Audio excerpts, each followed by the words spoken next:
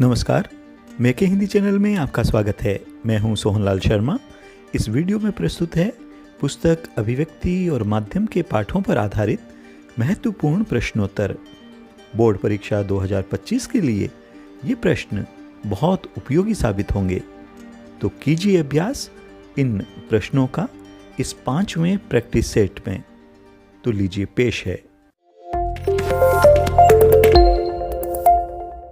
5वें practice set का पहला सवाल है, अप्रत्याशित विषयों पर लेखन से क्या लाभ है। अप्रत्याशित विषय यानी वे नवीन विषय या जिनके संबंध में हमने पहले से उम्मीद नहीं की, ऐसे विषय। तो इससे लाभ ये होगा कि यह आपकी खुद की अपनी रचना होगी, मौलिक रचना होगी। इसमें आप अपने विचारों को किसी तर्क विचार के माध्यम से पुष्ट करने की कोशिश करेंगे। पुष्ट करना यानी कंफर्म करना, मजबूती देना।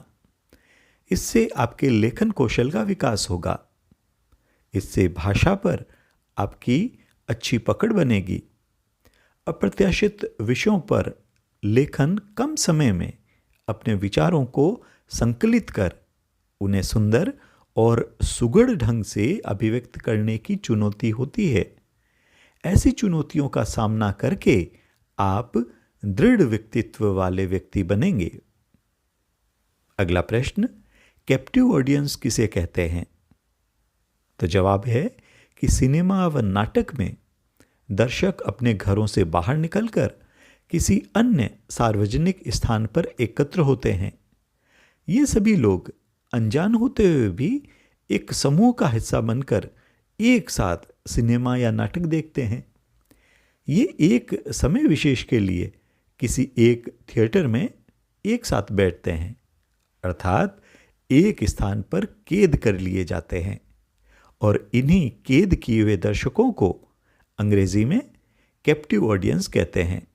जबकि टेलीविज़न या रेडियो पर आमतौर पर इंसान अपने घर में बैठकर अपनी मर्जी से कार्यक्रमों को देखता और सुनता है। अगला प्रश्न है कि फीचर लेखन को आत्मनिष्ठ लेखन क्यों कहा जाता है। तो उत्तर है कि फीचर लेखन करते समय लेखक के पास पर्याप्त अनुकूलता होती है कि वह अपनी राय, दृष्टिकोण और भावनाएं लेखन में व्यक्त कर पाएं।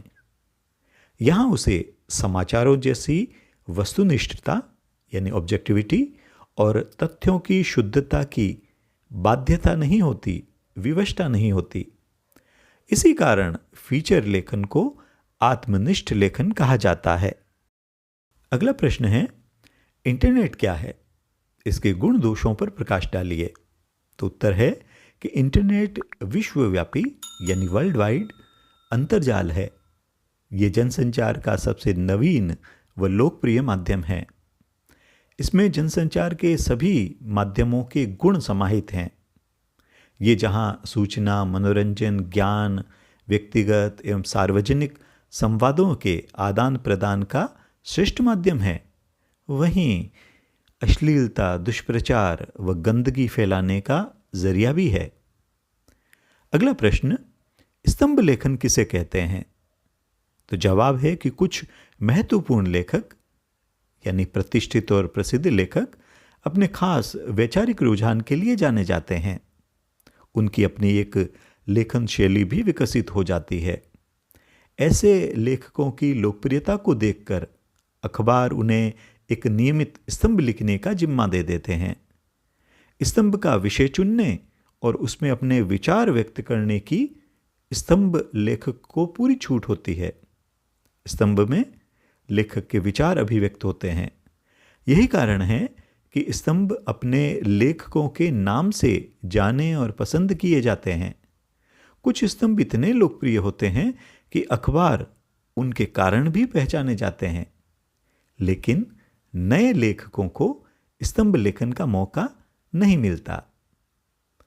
अगला प्रश्न है कि पत्रकारीय लेखन और साहित्यिक सृजनात्मक लेखन में क्या अंतर है। तो पहला अंतर यह है कि पत्रकारीय लेखन में पत्रकार पाठकों, दर्शकों व श्रोताओं तक सूचनाएं पहुंचाने के लिए लेखन के विभिन्न रूपों का इस्तेमाल करते हैं। और जिनका संबंध तथ्यों और विचारों से होता है, जबकि साहित्यिक सृजनात्मक लेखन में चिंतन के जरिए कविता, कहानी, उपन्यास आदि नई रचना का उद्भव होता है। उद्भव यानी जन्म, जिसका संबंध भावों और कल्पना से है। ऐसे ही उपयोगी वीडियो के लिए चैनल को सब्सक्राइब करें, साथ ही लाइक व शेयर करना न भूलें। बने रहिए चैनल के साथ। मिलते हैं अगले वीडियो में। नमस्कार।